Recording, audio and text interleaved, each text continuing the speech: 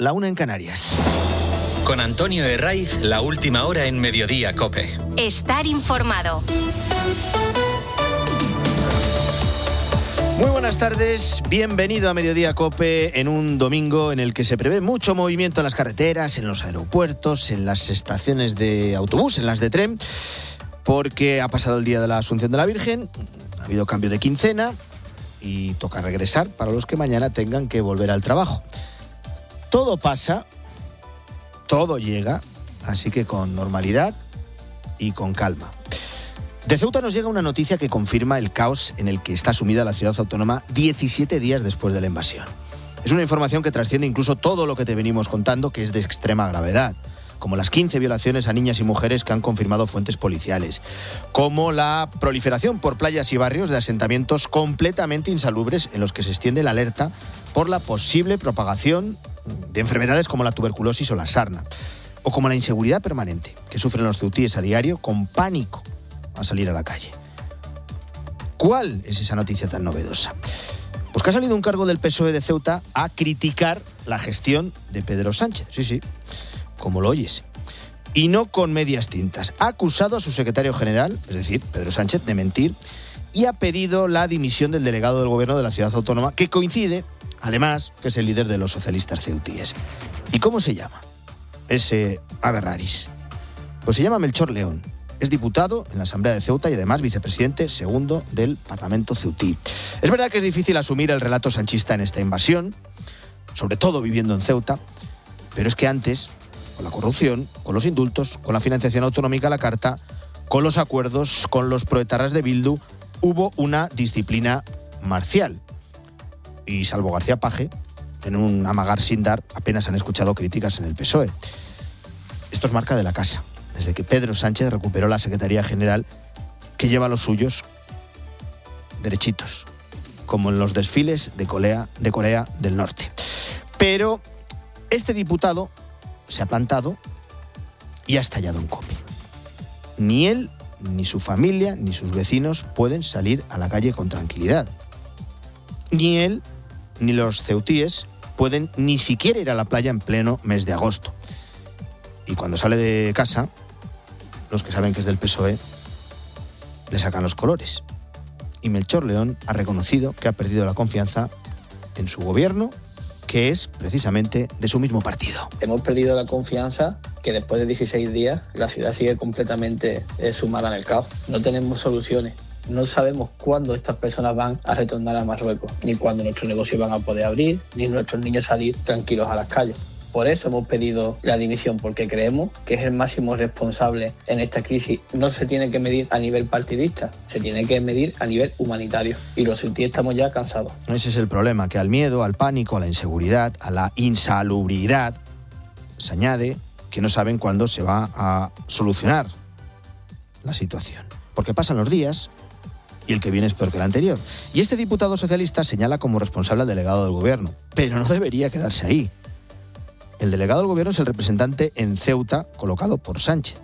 Y por encima de él está el ministro del Interior. Y por encima del ministro del Interior está el propio presidente del gobierno, que continúa de vacaciones en La Mareta, donde lleva ya 16 días mientras los ceutíes entran en modo desesperación. ¿Qué piensas que van a hacer desde Ferraz con este diputado díscolo? Pues te lo puedes imaginar, seguro que has acertado. Abrirle un expediente e intentar expulsarle del PSOE. Y esa es la razón que lleva a muchos compañeros socialistas ceutíes, a muchos cargos, a permanecer callados. Porque Melchor León ha contado en COPE que su postura crítica no es la única. Que todos ven y sufren el colapso de la ciudad, en los comercios, en los negocios, en el día a día, en sus hijos, que no pueden salir solos a la calle, en sus hijas. ¿Dónde están todas esas feministas de pastel? Que están también de vacaciones. Pero claro, todos esos compañeros socialistas que como él sufren la situación, permanecen callados. ¿Y por qué? Pues porque temen represalias. He recibido amenaza con que se me va a abrir un expediente disciplinario por parte del partido aquí en Ceuta y que se me va a expulsar del partido. Pero sinceramente se los dije a ellos también, lo vuelvo a decir y no me voy a callar, porque lo que tenemos que luchar es por la verdad. Esto no se trata de partido ni de modo electoralista como están algunos miembros del partido. Aquí se trata de sacar Ceuta adelante y de que Ceuta recupere la normalidad. Pues ha producido una conjunción planetaria, una especie de alineación de los astros, y ha surgido, sí, un socialista crítico con Pedro Sánchez, lo cual es un reflejo, a modo de destello, de la gravedad de la situación ahora mismo en Ceuta. Y hoy ha seguido el desembarco de ministros en la ciudad autónoma. Le ha tocado el turno a la titular de Sanidad, a la que le ha costado ir a Ceuta. Ha tardado 17 días, y eso que el 7 de agosto el Colegio de Médicos le envió una carta. No era la primera vez que hacían público su malestar, pero es que en esa carta advertían de la catástrofe asistencial. Esto es literal, lo de catástrofe asistencial que tenían encima. Lo pusieron en la misiva que enviaron a la ministra, con una alerta creciente por el riesgo de brotes de enfermedades como la sarna o la tuberculosis. Hoy, antes de que llegara la ministra a Ceuta, aquí en COPE, en la mañana del fin de semana, el presidente del colegio, José Enrique Roviralta, le ha recordado a Mónica García lo evidente. Los médicos también somos personas, ¿eh? Que no se lo olvide a la ministra o al secretario de Estado, que están en Madrid manejando cifras. Nosotros estamos atendiendo pacientes. Yo como otorrino, últimamente mis partes quirúrgicas eran fracturas nasales o evacuaciones a la península por fractura de mandíbula. Hay que recordar que Ceuta y Melilla son los dos únicos territorios españoles donde las competencias sanitarias no están transferidas. ¿Y qué ha dicho la ministra en Ceuta? Pues nada nuevo. Nada que no repitiera Marlaska el jueves o Margarita Robles el miércoles, también en Ceuta, o un par de días antes Álvarez. Porque nadie es capaz de decirles a la cara a los ceutíes cuándo se va a solucionar su situación, y esa solución pasa porque todos los que entraron de forma irregular el 31 de julio salgan de la ciudad. Los mayores de edad a Marruecos, que es por donde entraron. Y los menores deberían acudir con sus padres, que es con quien mejor iban a estar tratados y cuidados. ¿Qué es lo que ha dicho la ministra de Sanidad? Una capacidad de 175 camas en condiciones normales, pero que hemos ampliado a 212 camas, con lo cual podemos decir que está la mitad del hospital ocupado. Esto no es una situación de colapso de del sistema sanitario. Vamos, que el hospital de Ceuta no está colapsado. Pues aquí hay que plantear una diatriba. O miente la ministra de Sanidad o no dicen la verdad desde los sindicatos y desde el Colegio de Médicos de Ceuta. Y yo particularmente tengo claro quién dice la verdad y quién miente. No vamos a cuestionar que los ministros vayan a Ceuta. Les va en el cargo. Es su deber, aunque se resistan más de 2 semanas como la titular de Sanidad. Pero lo que quieren los ceutíes y la mayor parte del conjunto de los españoles son soluciones. Y que Pedro Sánchez lidere el mando único de una crisis sin precedentes provocada por una invasión que no vimos o no quisimos ver venir. Hay más noticias en este domingo, día de San Roque, para más señas. Íñigo Jodra. Escuchas Mediodía COPE. El Papa León XIV ha pedido de nuevo para Tierra Santa la solución de los 2 estados. Lo ha hecho al poner el foco este domingo en la situación de acoso que desde hace días sufren varias familias palestinas en Cisjordania a manos de colonos israelíes. Cari fratelli e sorelle, queridos hermanos y hermanas, renuevo mi llamamiento para que cese la repetida violencia contra la población civil palestina en Cisjordania y pido con urgencia a la comunidad internacional que haga que avance la solución de los 2 estados para una paz justa y duradera. Ucrania asegura haber atacado una fábrica en el sur de Rusia que produce combustibles para cohetes. El gobernador en la región rusa confirma la muerte de 5 civiles en el bombardeo. Además, Kiev asegura haber dejado sin servicio 7 de los 10 mayores almacenes de Wildberries, conocida como el Amazon ruso. Cifran el perjuicio económico en entre 1.000 y 2.000 millones de euros. Zelensky justifica los ataques ucranianos bajo el argumento de que la compañía rusa almacena suministros militares y componentes para drones. Por su parte, Moscú asegura haber derribado más de 800 drones ucranianos ucranianos tan solo en las últimas 24 horas. Y miramos a Oriente Medio porque, a punto de expirar el plazo de 60 días establecido por el Memorando de Entendimiento de Paz, las Fuerzas Armadas iraníes afirman que no cederán ante Estados Unidos hasta lograr, dicen, su derrota completa. Y el Real Madrid, que, bueno, por sus compromisos mundialistas de los suyos, no va a iniciar la Liga este fin de semana, juega hoy su último partido amistoso. Juanjo Morote. Sí, Antonio, será a las 5 de la tarde frente al Schalke 04. El equipo viajó ayer a Alemania y con ellos está Melchor Ruiz con la previa del encuentro. Melchor, ¿cuál es la última hora de los de Mou? El Real Madrid va a disputar su cuarto y último partido amistoso oficial de pretemporada. Lo va a hacer en Gelsenkirchen, en el estadio Beltis Arena, ante el Schalke 04, con un Mourinho que va a recuperar prácticamente ya a todos los mundialistas. En este caso entran en la convocatoria Mbappé, Konaté, Cucurella, Courtois, Diomandé e incluso Jude Bellingham, a pesar de que llevaba pocos entrenamientos. El que no va a estar y va a ser el único futbolista de la plantilla sin jugar un solo minuto en pretemporada va a ser Aurélien Tchouaméni, con pequeñas molestias. Se quedó en la capital de España, igual que Endrick, con una sobrecarga muscular. El otro amistoso del día es el del Barça. Los de Flick juegan su penúltimo partido de pretemporada en Suiza frente al Basilea a las 4:30. Y hoy, por supuesto, sigue la primera jornada de Liga a las 5. Racing Villarreal y a las 7 Español Levante. Lo podrás seguir todo y más en tiempo de juego a partir de las 4. Sigues en Mediodía Cope, son las 2:11, la 1:11 en Canarias. Antonio Herraiz. Mediodía Cope. Estar informado.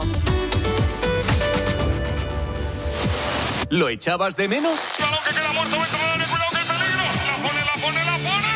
Ha pitado penalti, niño. Cae al suelo. Falta. No te has dormido, ¿no? Sí, lo echabas de menos. Y nosotros también. ¡Vuelve la Liga! ¡Vamos! Este domingo desde las 4 de la tarde en COPE, Racing Villarreal, Español Levante. Manolo, que empezamos. ¡Hola! Tiempo de juego con Paco González, Manolo Lama, Andrea Peláez y Eric Frade. Los números 1 del deporte. Las zapatillas deportivas Abutarda patrocinan a la Selección Nacional de Salto Lateral, porque Abutarda son zapatillas de ganador. ¿Y en qué le convierte a usted eso si no lleva unas Abutarda? Exacto, en un perdedor, un miserable, un desecho social, una piltrafa humana. Así que cómpreselas ya y deje de dar pena. La publicidad no necesita llegar a esto para ser eficaz. Basta con que salga en la radio, porque en la radio más del 83% de los oyentes se quedan en la emisora cuando llega la publicidad. Por eso es más eficaz para tu marca. Hazte inolvidable. Anúnciate en radio. Escuchas Mediodía Cope. Con Antonio Herraiz. Estar informado.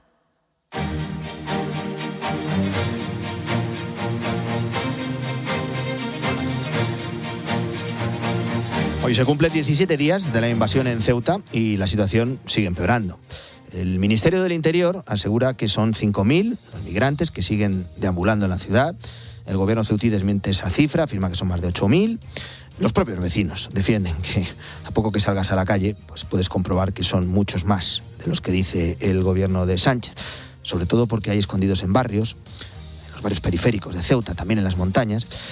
Y además de este baile de cifras, lo más grave es la consecuencia que todo está teniendo para los vecinos de una ciudad que en los últimos 17 días no ha vuelto a ser la de antes y por mucho que nos digan va a tardar en serlo.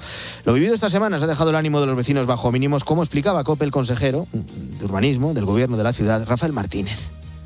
Pues igual que ayer, igual que antes de ayer, igual que hace 15 días, pero ya con los ánimos por el suelo. Tuve la oportunidad de transitar la zona del trampolín. Allí hay personas en un estado deplorable de salud, de abandono, de suciedad, de enfermedades contagiosas. Y ahí nos vamos a ir, a la playa del Trampolín, donde más de 1.500 migrantes hacen desde hace ya 3 semanas vida sobre un asentamiento improvisado de cabañas hechas a base de ramas, de telas, de plásticos. Y también donde ha tenido lugar una pelea, precisamente a cuenta de las 15 violaciones que la policía ha registrado desde el 30 de julio. Nos lo contaba Fati, una vecina que vivió el enfrentamiento en primera persona. O sea, yo viví el enfrentamiento de piedras y tal, que se estaban tirando entre sudaneses y magrebíes, por el tema de las violaciones, echándose las culpas unos a otros. A las 2:15, 1:15 en Canarias. Nos vamos a situar en Ceuta, nos escucha ya en directo Carlos Alonso, que vive en Ceuta, que trabaja en Ceuta y que está sufriendo como el resto de caballas esta situación insoportable. Carlos, ¿qué tal? Buenas tardes. Hola, buenas tardes. Bueno, pues han pasado 17 días, estamos viendo un desembarco de ministros que, bueno, no están aportando soluciones. ¿Vosotros qué les pedís a estos ministros? Que hoy la de Sanidad, esta semana, el miércoles estuvo la titular de Defensa, el jueves se Marrasca. ¿Qué les pedís? Mire, en primer lugar, yo creo que lo que cualquier ciudadano le pediría son soluciones. Vamos a ver, a día de hoy no... ¿Perdón, me escuchan? Sí, le estoy escuchando. Sí, que digo, son soluciones. Es decir, nosotros necesitamos tener nuestra ciudad, pues como ha sido hasta ahora. No, lo que no podemos estar es siendo objeto de una maniobra política de no se sabe quién. Y aquí no hay soluciones de nada. Aquí viene un ministro todos los días, no se sabe para qué. Yo creo que viene a pasar revista, a que le digan de delegación del gobierno que está jefe todo correcto, todo conforme, y ya está. No hay ninguna solución. A que queremos vivir en libertad como hemos vivido hasta ahora. Y a día de hoy, pues mis hijos no pueden salir a la calle y bueno, y además de todo esto, de que no tenemos libertad, por la inseguridad, aquí hay una situación que es que están mintiendo. O sea, aquí hay una situación de un riesgo evidente, hay una invasión y no se están tomando medidas. Entonces lo que queremos es ser libres. Esa libertad que tú exiges, que exigen el resto de ceutíes, ¿la podéis desarrollar ahora mismo en vuestro día a día? ¿A qué te dedicas tú, Carlos? Yo soy abogado. Eres abogado. ¿Y puedes desplazarte con tranquilidad a los juzgados, a tu despacho, a realizar tu trabajo? Hombre, yo tengo la gran suerte de que yo vivo y tengo el despacho pues en pleno centro de la ciudad, que es donde están, bueno, tengo el despacho al lado, los juzgados al lado, todo al lado. Pero mira, yo acabo de venir porque quería dar una opinión fundada a día de hoy, en este momento. Vas por el centro y bueno, se ven algunos. Bueno, vale. Pero he salido del centro, he pasado por la playa del Trampolín y eso es no sé cómo calificarlo. Eso es, no sé, un estado de guerra, no sé cómo calificarlo. Estado de guerra. Ahí hay miles de... Sí, totalmente. Estado de guerra lo define muy bien. Bueno, nos decías, eres abogado. Venimos contando que las fuerzas policiales han tenido constancia de 15 violaciones a mujeres y a niñas. No sé si manejas tú esa misma información de fuentes jurídicas o se han producido incluso más que no se han llegado a denunciar. Sí, claro, eso seguro. Mire, yo estuve el otro día porque a mi padre lo asaltaron. Lo asaltaron. Cuando me preguntan por si podemos salir con libertad, pues mire, a mi padre, que tiene 80 años, lo asaltaron, lo cogieron le hicieron un mataleón. Menos mal que había gente cerca y bueno, lo auxiliaron, llegó la policía y tal. Bueno, pues disculpe, se me va el santo al cielo porque es que me pongo hasta nervioso. Me preguntaba, disculpe. Sí, acudió. Me estaba contando la situación que vivió su padre, extrema, 80 años, precisamente que estaba ayudando a unos migrantes que no sé si les había ofrecido, incluso les había dado una barra de pan y en ese momento se produce efectivamente. Eso, pues sí, le dio, bueno, pues por caridad, les dio una barra de pan y uno asalta al otro, luego persigue a mi padre, lo coge por detrás, le hace un mataleón y ya le digo que porque hubo gente que lo pudieran auxiliar, pero es que la situación a día de hoy es así, o sea, sí, efectivamente salieron a su auxilio, pero es que la realidad de hoy en día, o sea, es que vivimos primero con una inseguridad, bueno, ya lo han visto ustedes por televisión, por internet, estamos todos subiendo continuamente vídeos, yo acabo de subir algunos para que vean exactamente la situación, pero es que luego también nos encontramos con una situación que es tremendamente grave, es que los servicios públicos que antes ya estaban saturados, ahora mismo, bueno, es que están en situación de colapso. Naturalmente, de delegación del gobierno van a decir, pues eso, jefe, está todo controlado, todo. Pues no está nada controlado. Si es que antes ni siquiera cubrían las plazas de especialistas aquí en Ceuta, los médicos. ¿Me van a decir que no está saturada la sanidad? Mira, pues precisamente, Carlos, al hilo de esto que nos estás diciendo, quiero que, lo hemos escuchado antes, pero quiero que lo vuelva a escuchar usted, porque acaba de hablar, tras reunirse con el delegado del Gobierno en Ceuta, la ministra de Sanidad, y niega lo que vienen denunciando el propio Colegio de Médicos y los sindicatos médicos acerca de la situación del Hospital de Ceuta. Escuche. A día de hoy no hay un colapso sanitario. Yo sí que quiero trasladar un mensaje a los ceutíes de que ahora mismo hay un riesgo epidemiológico moderado para los migrantes y bajo para los ceutíes. No hay un colapso sanitario. ¿Hay una crisis humanitaria? Sí. No hay colapso sanitario. Carlos. Es falso. Sí, mire, lo que le digo, en circunstancias normales las plazas de Ceuta no se cubren. Es decir, no hay ni siquiera especialistas, no hay ni siquiera facultativos para cubrir la demanda, las necesidades habituales de la ciudad. Y que me están diciendo ahora que con 5, 10 o 15.000 personas, las que sean, vamos a poner que sean solamente 8.000, una media, venga, 8.000 más, en una situación que vienen todos, que apuñalamientos, peleas, enfermedades que traen ya, porque no es lo mismo que haya 5.000 turistas a que vengan 5.000 de estas personas.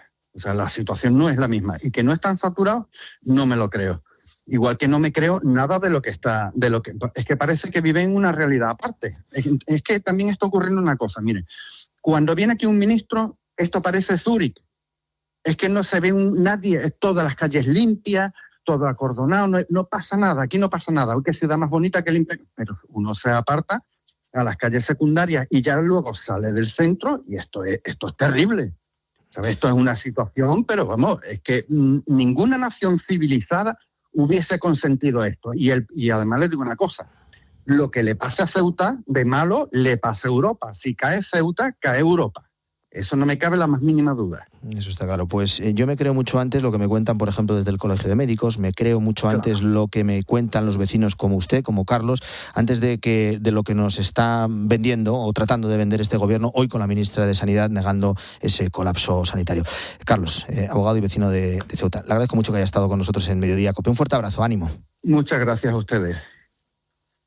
Bueno, ahora nos vamos a situar al otro lado de la frontera, en el municipio, en el término de Castillejos, en Marruecos, donde cientos de migrantes intentaron en el día de ayer alcanzar Ceuta. El operativo preparado por Rabat para impedirlo se ha saldado con casi 300 detenidos. Esto siempre según versión del gobierno marroquí, que no deja de ser una operación de marketing, una operación también de maquillaje para tratar de lavar su imagen. Y también para decirle a Europa y al mundo entero que cuando ellos quieren, cierran la frontera y cuando ellos lo ven oportuno, la abren, como ocurrió el 31 de julio, con el impulso incluso de los agentes marroquíes que vimos cómo levantaban la trampilla de esos camiones cargados de migrantes que cruzaron la frontera. Un día después, ¿cuál es la situación en Castillejos y en Marruecos? Corresponsal Beatriz Mesa, buenas tardes. Hola, ¿qué tal? Muy buenas tardes. Hoy seguimos hablando de Marruecos, porque ha logrado contener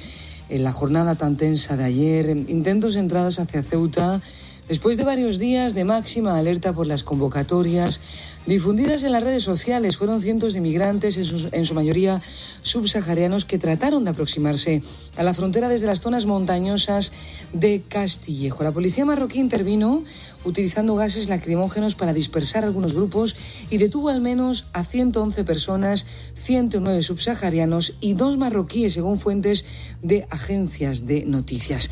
El fuerte dispositivo desplegado por Rabat, antidisturbios, vigilancia marítima o alambradas, evitó que se repitiera las escenas de finales de julio. Hoy tenemos que recordar la tragedia, porque esa entrada masiva en Ceuta dejó a 141 personas fallecidas, como ha denunciado Caminando Fronteras, entre el 30 de julio y el 4 de agosto, 78 cuerpos recuperados en Ceuta y 63 en Marruecos. Bueno, al margen de todo lo que ocurre en Ceuta, seguimos pendientes de la evolución de los incendios. Hay buenas noticias que nos llegan desde la provincia de Huelva en ese fuego originado en Niebla. Tras más de una semana avanzando sin control, esa buena noticia es que el fuego ha quedado estabilizado. La situación operativa ha bajado a nivel 1, lo que conlleva, además, Fernando Díez, buenas tardes. Buenas tardes, Antonio. El repliegue de la UME. 10 días después, los equipos de extinción dan por estabilizado un fuego que ha quemado 38.000 hectáreas y que queda registrado como el incendio más grave de la historia de Andalucía. Ahora, como estamos contando, la situación es mejor y prueba de ello es el realojo de más de 400 vecinos que han podido volver a sus casas días después, tanto en municipios de Huelva como de Sevilla. El presidente andaluz, Juanma Moreno, actualiza desde el puesto de mando la situación.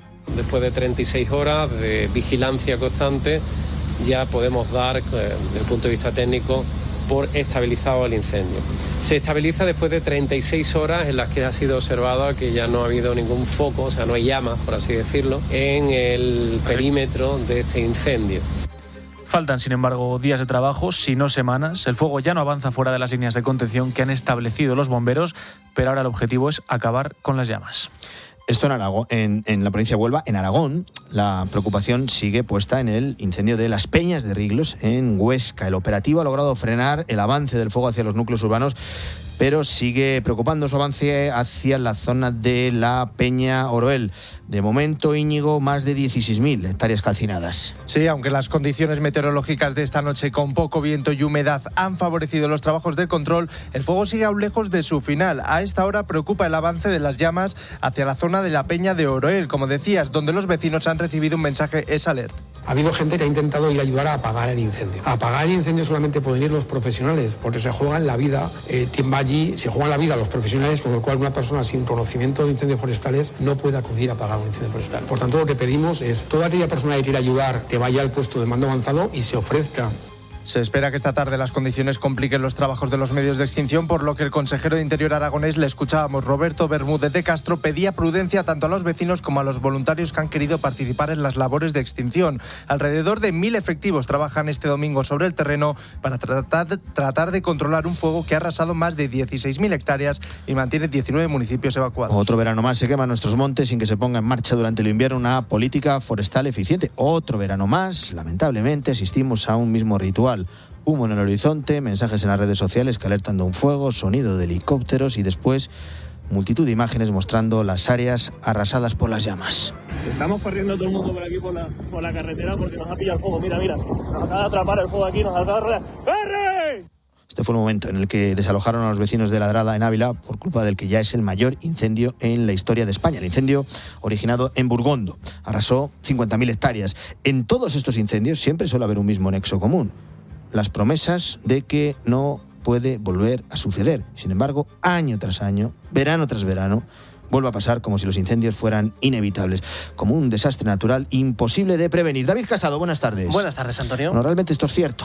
No, los incendios son imposibles de prever porque muchos son provocados, otros surgen de forma natural, por ejemplo, con la caída de un rayo, y aunque son imposibles de prever, Antonio, sí que es posible prevenirlo, lo que influiría en la magnitud en la que lo estamos viendo. Raúl de la Calle es secretario oficial de Ingenieros Técnicos Forestales. Es evidente que podemos reducir las igniciones con esta prevención, pero nunca vamos a conseguir que haya cero incendios. Por eso tenemos que tener el terreno preparado, ¿no? Para que cuando este incendio se produzca, pues no encuentre cientos o miles de hectáreas continuas disponibles para arder.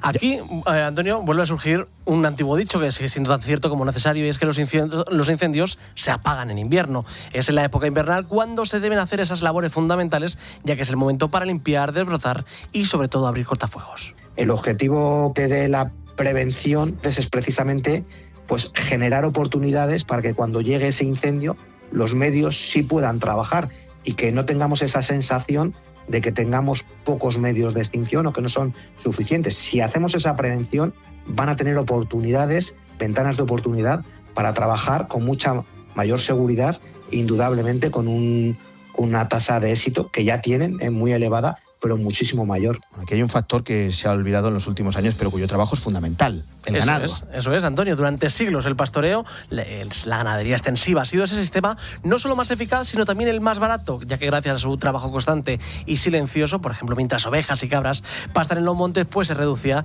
ese material que es más combustible, el matorral. Bueno, ahora el problema es que ese ganado se ha reducido de forma alarmante, y esto no ha pasado por casualidad. Es la suma, Antonio, de muchas decisiones políticas, como la mirada cada vez más urbana, la excesiva burocracia o las normativas que complican la actividad o la falta de incentivos. Este caldo de cultivo hace que el monte sea cada vez más denso y mucho más frágil, como nos ha explicado el catedrático de Psicología de la Universidad Complutense de Madrid, Alfredo Rodríguez. Si pudiéramos, deberíamos fomentarlo, o sea, no poner trabas. Evidentemente, la ganadería extensiva se puede realizar, igual que los aprovechamientos, la recogida de leñas, de piñas. Es cierto que depende de la comunidad autónoma, pues hay una serie de trabas burocráticas, ¿no?, que realizar, que para la gente del medio rural no siempre es sencillo, pero se puede hacer.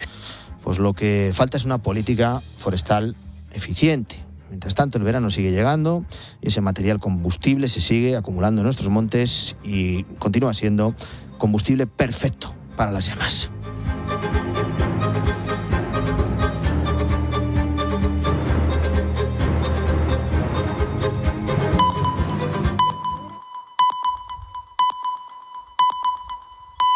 Son las 2:30, es la 1:30 en Canarias. Con Antonio Herraiz, la última hora en Mediodía COPE. Estar informado. ¿Qué tal? Muy buenas tardes. Desde las 2 te venimos contando noticias en Mediodía COPE en este domingo. San Roque, para más señas, que es un santo muy celebrado por diferentes rincones de España. Hoy es día de vuelta para muchos, los que acaban las vacaciones en esta quincena. Es un día de mucho movimiento en nuestras carreteras, así que lo que decimos siempre, calma y precaución. La ministra de Sanidad está hoy en Ceuta. Y el que espere que ha ido a la ciudad autónoma a garantizar a los ceutíes cuándo se va a solucionar el caos que sufren desde el 31 de julio, pues puede esperar sentado, porque se va a quedar con las ganas. Este desembarco de ministros en la ciudad autónoma, hoy Mónica García, ya digo, mañana el Massaid, la portavoz, el jueves estuvo Grande Marlaska, el miércoles Margarita Robles, en fin. Esto solo está sirviendo para tratar de lavar la imagen del gobierno, algo que solo conseguiría de verdad si se solucionaran los graves problemas que arrastran los ceutíes. Y continúa habiendo muchos problemas. Porque cada día que pasa es peor que el anterior. Crece la inseguridad, aumenta la insalubridad, se agota la paciencia de los que o no pueden salir de su casa con tranquilidad o han visto reducidos los ingresos de sus comercios, de sus negocios, de forma exponencial. ¿Qué le piden los ceutíes a la titular de Sanidad, al resto de ministros, al propio presidente del gobierno? Pues que asuma el mando único, que se dejen de desfilar y que se comprometan a que todos los que entraron de forma irregular y siguen en la ciudad sean devueltos a Marruecos, que es por donde entraron. Y que si las leyes no permiten hacerlo con la misma rapidez con la que entraron en aquella infame jornada de puertas abiertas, pues que cambien las leyes para que no se prolongue más su agonía. Esto es lo que piden. Pero la ministra hoy no ha llevado ninguna respuesta, no ha llevado ningún compromiso a la ciudad autónoma. Se ha limitado a negar que haya colapso sanitario. A día de hoy no hay un colapso sanitario. Yo sí que quiero trasladar un mensaje a los ceutíes de que ahora mismo hay un riesgo epidemiológico moderado para los migrantes y bajo para los ceutíes. No hay un colapso sanitario. ¿Hay una crisis humanitaria? Sí. La ministra de Sanidad ha tardado 17 días en pisar Ceuta. Le ha costado, ¿verdad? Y eso que ya el 7 de agosto, no era la primera vez que se comunicaban con ella, pero es que el 7 de agosto, desde el Colegio de Médicos de Ceuta, enviaron una carta a la ministra. Y en esa misiva advertían a Mónica García de que la catástrofe asistencial, esto de catástrofe asistencial era literal, que tenían encima, con una alerta creciente por el riesgo de brotes de enfermedades como la sarna o la tuberculosis. Esto, ya digo, el 7 de agosto. Hoy, apenas unas horas antes de que la ministra de Sanidad pisara Ceuta, el Colegio de Médicos aquí en COPE, Enrique Roviralta, le ha recordado a la ministra lo que ellos ven y sufren cada día. La realidad esa es dura y desagradable, ¿no? Para un ministro, incluso para un ciudadano español que vea eso, que esto, de verdad, que Ceuta ahora mismo no parece España, que es Tomás Cobo, el presidente de la OMS española, la Asociación Médica Colegial, después de 20 años cooperando en África, dijo: yo, Enrique, esto no lo había visto nunca. Pues el 7 de agosto el Colegio de Médicos envió una carta a la ministra de Sanidad, el 7 de agosto, en el que le exigían que fuera de forma urgente a Ceuta. De ella depende el único hospital ceutí, porque las dos ciudades autónomas, tanto Ceuta como Melilla, son los únicos territorios españoles en los que las competencias de sanidad no están transferidas. Así que Mónica García, que está a otras cosas, ya saben, en esa obsesión permanente que tiene con Isabel Díaz Ayuso, en esa carrera para concurrir como candidata de Más Madrid a las elecciones autonómicas, pues mucha prisa para ir a Ceuta, ¿verdad? La ministra de Sanidad no se ha dado. De Ceuta nos llega también una noticia que confirma el caos en el que está sumida la ciudad 17 días después de la invasión. Y es una información que trasciende todo lo que te venimos contando, que es de extrema gravedad, pero esto es otra cosa, lo que te voy a contar ahora. Es una situación, es una noticia que va paralela a las 15 violaciones a niñas y mujeres que han confirmado fuentes policiales. 15 violaciones, y nos lo decía ahora mismo un abogado, que tienen denuncia. Pero es que se da por hecho casi que hay muchas más violaciones, agresiones sexuales que se han venido produciendo estos días que no se han denunciado, porque esas niñas tienen miedo. Y esta noticia que te voy a contar ahora va también, trasciende a la proliferación por playas y barrios de asentamientos completamente insalubres. Trasciende a la inseguridad permanente que sufren los ceutíes a diario con pánico a salir a la calle. ¿Y cuál es esa noticia tan novedosa? Pues que ha salido un cargo socialista en Ceuta, cargo porque es diputado, a criticar la gestión de Pedro Sánchez. ¿Será osado? ¿Y de quién se trata? Esta persona, este diputado, tan atrevido. Pues se llama Melchor León, es diputado de la Asamblea de Ceuta y además es vicepresidente segundo del Parlamento. No es habitual escuchar, de hecho es prácticamente un hecho insólito, porque salvo García Paje, que de vez en cuando amaga sin dar, desde que Pedro Sánchez asumió la Secretaría General del Partido Socialista, ha impuesto una disciplina norcoreana en el partido. Pero este diputado se ha plantado. Y esta mañana, en la mañana del fin de semana de COPE, ha estallado. Porque ni él, ni su familia, ni sus vecinos pueden salir a la calle con tranquilidad.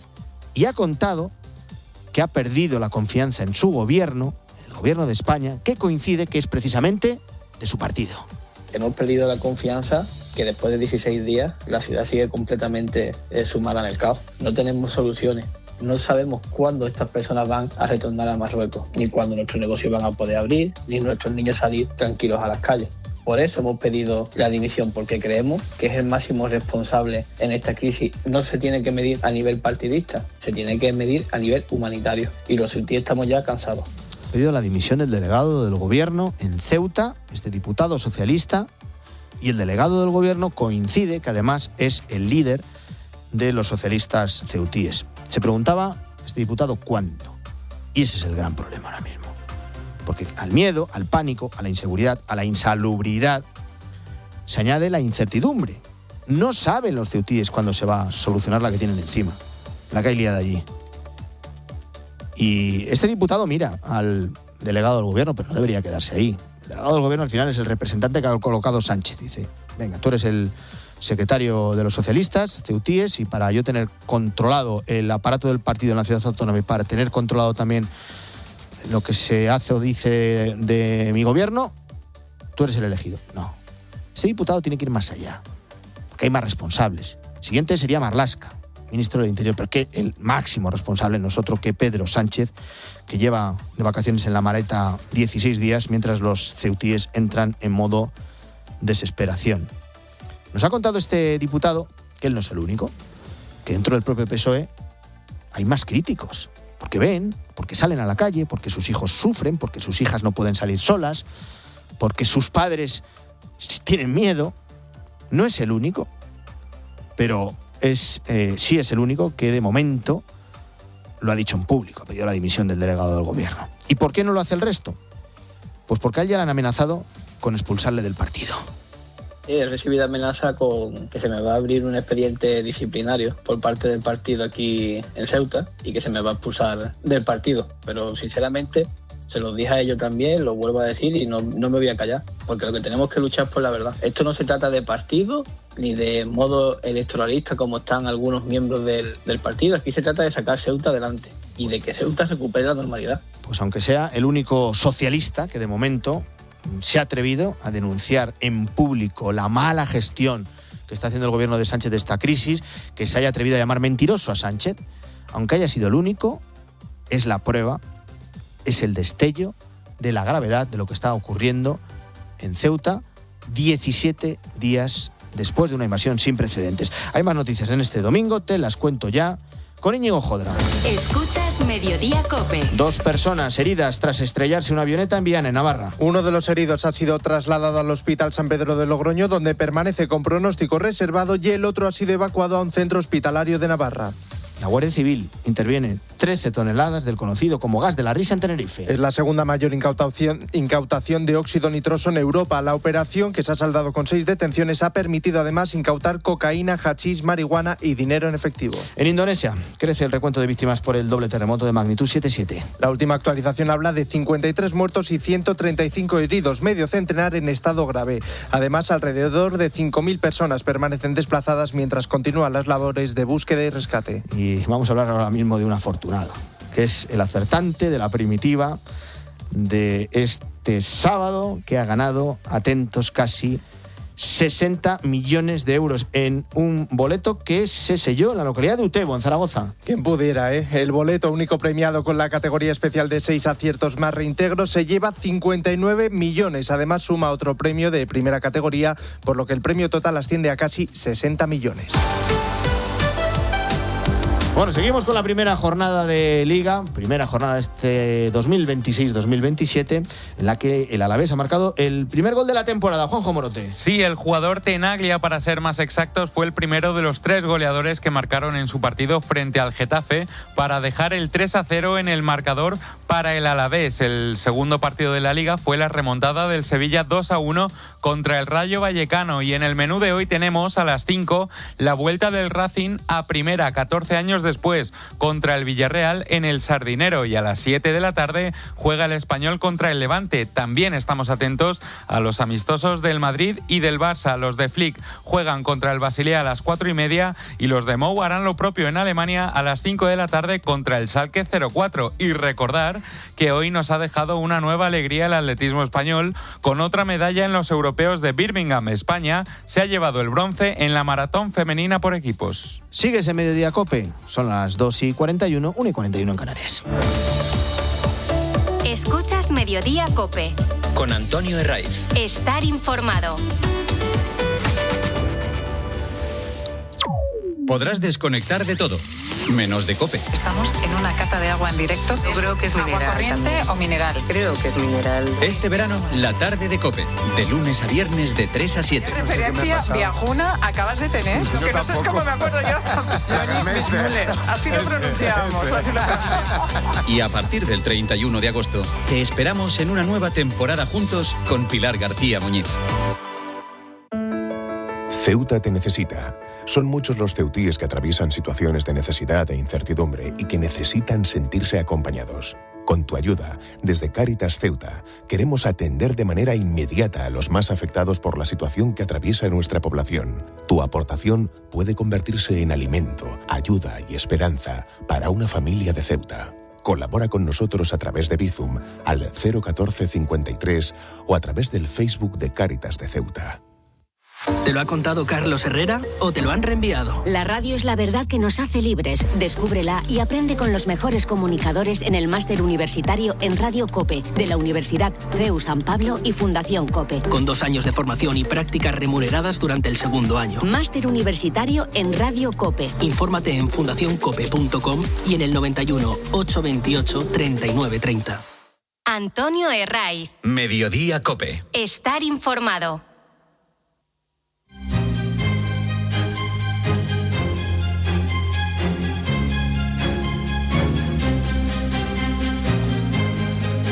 Bueno, los mensajes que ha lanzado hoy la ministra de Sanidad esta mañana en Ceuta contrastan con la realidad que nos vienen contando, que vienen denunciando los vecinos. Escuchábamos hace unos minutos a un abogado, a Carlos, que precisamente antes de entrar se ha dado un recorrido en coche por los barrios periféricos y dice que la situación es incluso más alarmante que en el centro.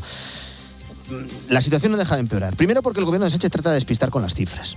Ha ido bailando y el ministro Marlaska, que es lo último que nos han dado oficialmente, asegura que todavía quedan en la ciudad autónoma de forma irregular 5.000 personas, de las que menos de 2.000 serían menores. El gobierno de Ceuta estima que quedan en torno a 10.000, de los que la mitad serían menores.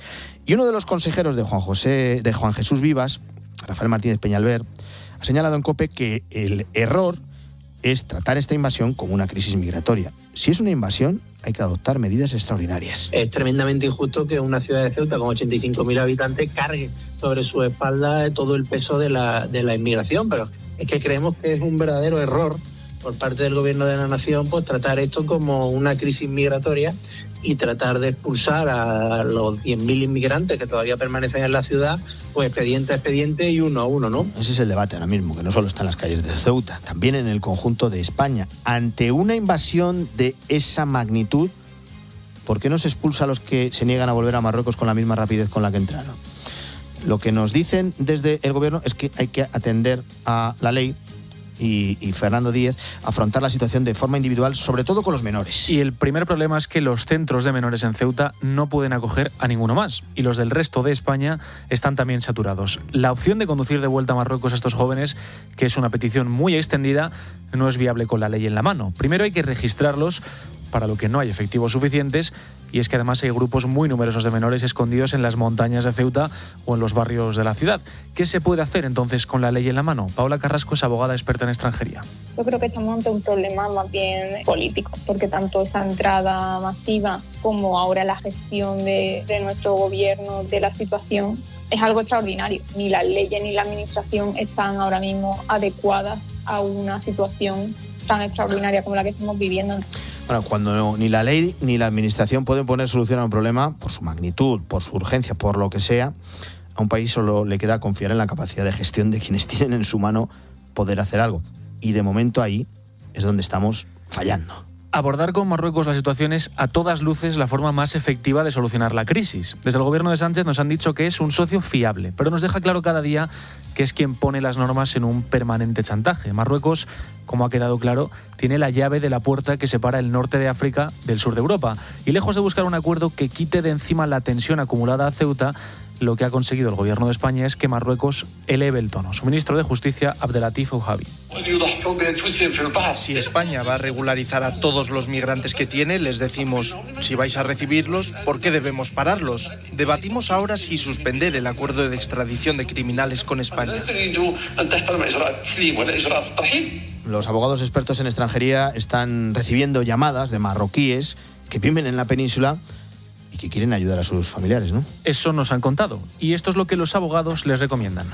Realmente les digo a todas las familias lo mismo, si de verdad estáis dispuestos a ayudarlos, que vuelvan a Marruecos, y desde el consulado español se saca un visado y se organiza todo con vuestro apoyo, sobre todo económico, para que puedan venir a España de forma legal. Les explican claro que la mejor forma de llegar a España es por una vía regular, que de otra forma solo van a encontrarse en medio de una encrucijada que es, de hecho, la que precisamente ha hecho que muchos de ellos hayan decidido volver a Marruecos tal y como llegaron a España, que es a nado, jugándose la vida. Precisamente el punto al que hemos llegado, una situación que afecta a menores, que desborda una ciudad y que sigue sin una respuesta clara por parte del responsable en inmigración, que es el gobierno central. Nos vamos a situar en la comarca del Bierzo, en León, donde se han decretado 3 días de luto tras la muerte de 2 mujeres de 60 y 80 años en una riada.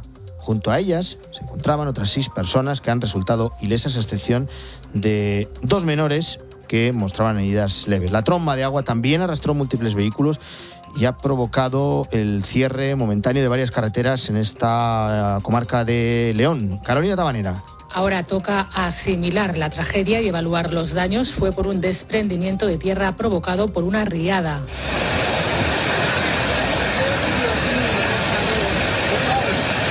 Como consecuencia han fallecido 2 mujeres, ha habido que atender a 4 menores. En un primer momento desapareció otro hombre que finalmente fue encontrado ileso. El agua y el barro se encauzaron por la calle de la iglesia, llevándose por delante lo que se encontraba a su paso. Y atentos a esta noticia que nos llega desde Rumanía. Es un país clave en la guerra de Ucrania por muchas razones, pero por una evidente. El norte rumano hace de frontera con el suroeste ucraniano, también por su acceso estratégico al Mar Negro. Pero hoy miramos al espacio aéreo. Un caza F-18 español ha derribado hoy un dron en cielos rumanos. ¿Por qué? Pues porque había violado la soberanía aérea de un país aliado y suponía una amenaza en la guerra entre Rusia y Ucrania. Bueno, aquí no se trata de entrar en el debate abierto de por qué un avión español interviene en un país lejano y el día de la invasión se colaron por la frontera de Ceuta más de 80.000 personas. Estamos hablando de escenarios distintos. Nos vamos a centrar, eso sí, en el protagonismo que está cogiendo en el campo de batalla, en las guerras modernas, un protagonista que sobrevuela las trincheras, localiza posiciones, corrige ataques y en algunos casos se convierte él mismo en un arma. Te estoy hablando de los drones. Son de pequeño tamaño, mucho más baratos que otras armas y cada vez más sofisticados. En Ucrania no está siendo el único conflicto en el que los drones están jugando un papel importante, también en la guerra en Oriente Próximo. Los vemos perpetrar actos terroristas, utilizando elementos del Estado y armas como misiles y drones. El propio secretario de Estado de Estados Unidos, Marco Rubio, ha hablado de esta importancia. Incluso el gobierno de Trump ha decidido crear la primera fuerza multinacional de drones. Eso es, Antonio. Está claro que los drones, su relevancia va en aumento, pero lo estamos viendo no solo en guerras, también en la vida cotidiana. En distintas empresas cada vez se emplea en su día a día. Por ejemplo, en los supermercados Walmart, que son muy comunes en Estados Unidos. En mayo de este año ya han superado el 1 millón de entregas comerciales utilizando estos drones. El tiempo medio en esto que tardan estos reparto con drones es de 23 minutos, por lo que permite reducir esos tradicionales y tan largos tiempos de espera.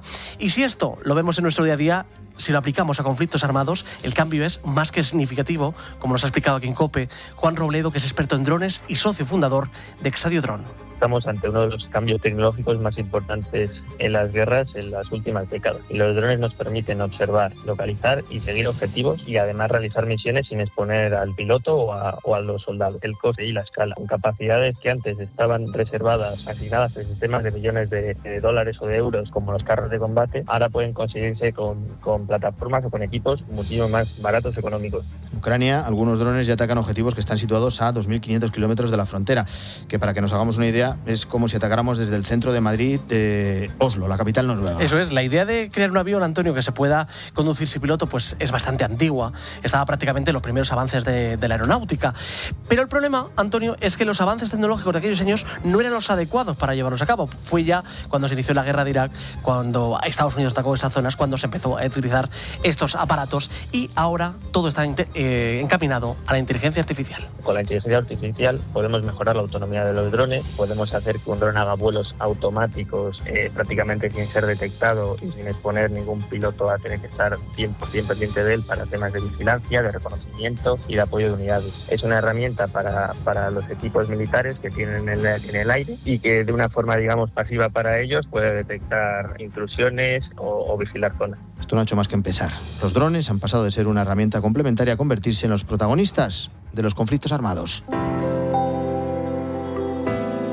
En Mediodía COPE nos detenemos a esta hora en los incendios. El fuego está siendo uno de los protagonistas de este verano. Uno más. En lo que va de 2026, los datos registran en torno a 230.000 hectáreas calcinadas. Esto es la misma extensión que el país entero de Luxemburgo.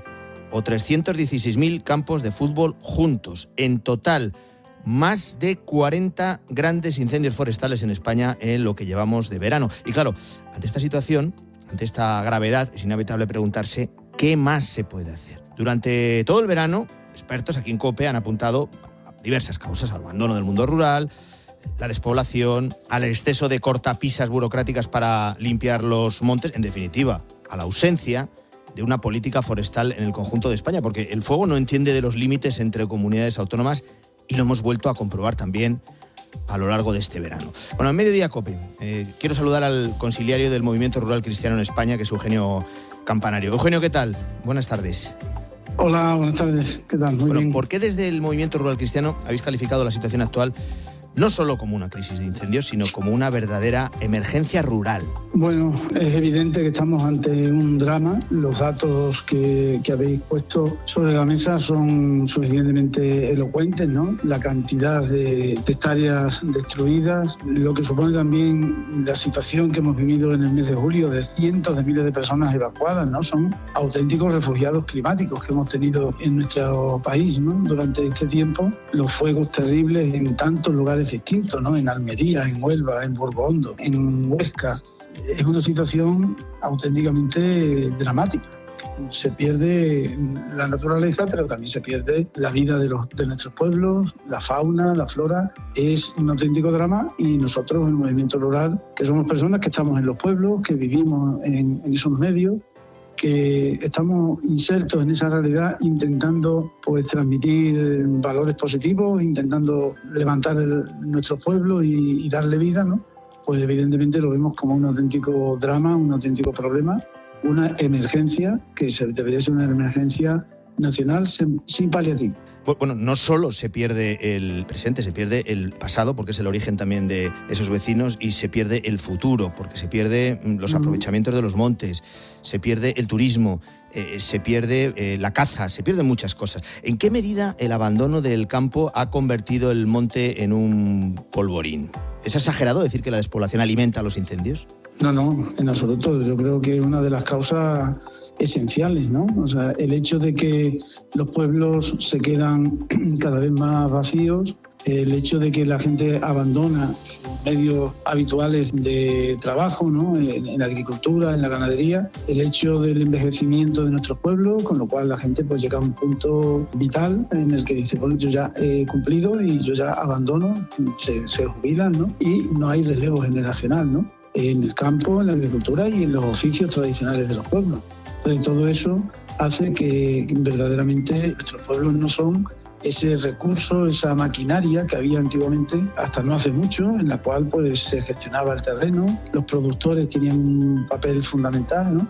Y ahora pues todo eso hace que se esté abandonando o esté abandonado hace ya tiempo, y no solo ya podemos decir por negligencia, puede ser un factor, ¿no? De la negligencia o el que no se gestionan bien los montes, etcétera, ¿no? Sino que es por simplemente una ley de vida, ¿no? Es decir, si no hay nadie para trabajar la agricultura, si no hay nadie para trabajar la ganadería, si lo que se pone como alternativa son grandes proyectos de fotovoltaica, de biogás, etcétera, que lo que hacen es expulsar a la población que ha venido trabajando en ese estilo de vida de mantenimiento agropecuario, pues evidentemente todo eso son factores que se van sumando y van haciendo que el polvorín no solo sea que hay mucha maleza en el monte, sino el polvorín es también que hay dejación vital y dejación por parte de toda la sociedad y de las administraciones, claro. Tengo que preguntar cómo vive la Iglesia rural esta crisis. ¿Qué les cuentan ustedes los párrocos y las comunidades de los pueblos afectados? Bueno, nosotros en el mes de julio, cuando estábamos viviendo el incendio de Los Gallardos en Almería, el movimiento rural hicimos un comunicado, ¿no? En el que veíamos como un drama absoluto lo que se estaba viviendo, con una profunda desolación, ¿no? Nosotros estamos presentes en 13 diócesis españolas, pues estamos en León, sí estamos en Teruel, en Ávila, en Salamanca, en sitios donde en Cáceres, donde el año pasado tuvimos incendios tremendos, ¿no? Entonces, ¿cómo se vive eso? Pues se vive con una tristeza profunda, una desolación, una gran amargura de ver que la herencia que hemos recibido de generaciones anteriores, que han cuidado el terreno, que lo han mimado, que han vivido del terreno y que por eso lo han cuidado, pues vemos que esa herencia desaparece en unos días, en unas horas, ¿no? Y es una sensación tremenda también por lo que decías antes, ¿no? Es decir, el futuro. ¿Qué futuro le aguarda a un pueblo que vivía de los recursos naturales, que vivía del turismo, por ejemplo, ligado a todo lo que es la naturaleza? ¿Qué futuro le aguarda a unos pueblos desolados? Y ciertamente lo vivimos con gran amargura. Y lo que está claro, Eugenio, que toda esta gente que ve ahora que ese futuro todavía se complica aún más y decidan abandonar los pueblos, es muy difícil que luego esa gente retorne. Sí, yo creo que será complicado Si alguien se va ahora, después de los incendios, yo lo veo complicado el que puedan volver, claro. ¿Hay motivo para la esperanza, por dejar un último mensaje de esperanza ante este panorama tan complicado? Yo creo que el motivo es para el compromiso, más que para la esperanza. También para la esperanza si el compromiso se lleva a cabo. Es decir, tenemos que llevar adelante una política de prevención de incendios, ¿no? Y esa política se puede resumir en una frase de un profesor de la Universidad de Extremadura, que nos dice que los fuegos se apagan con agua, sí, pero también se apagan con aceite, con leche, con vino. Lo que quiere decir es que los fuegos se apagan gestionando el territorio, gestionándolo con propietarios, con productores que hagan producir la tierra.